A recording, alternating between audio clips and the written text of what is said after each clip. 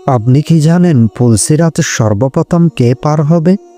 পুলসিরাত, যেটাকে জাহান্নামের উপর নির্মাণ করা হয়েছে, কিয়ামতের দিন হাশরের মাঠে যখন সকল মানুষকে একত্রিত করা হবে, সেই সময় জাহান্নামের দুই প্রান্তে একটি সেতু স্থাপন করা হবে। যেই সেতু চুলের চেয়েও চিকন হবে এবং তলোয়ারের চেয়েও তীক্ষ্ণ ধারালো হবে। আর সেতুর উপর দিয়ে প্রত্যেক ব্যক্তিকে পার হতে হবে, যদিও সেই নেক ও গুনাহগার হয়, মুসলমান হয় অথবা কাফের হয়, নবী হয় অথবা নবীর উম্মত হয়, প্রত্যেকটা মানুষকে কিয়ামতের দিন সেই সেতুর উপর দিয়ে পার হতে হবে, যার বর্ণনা মহান আল্লাহ তাআলা কুরআনুল কারীমের সূরা মারিয়ামের ৭১ এবং ৭২ নম্বর আয়াতে বর্ণনা করেছেন।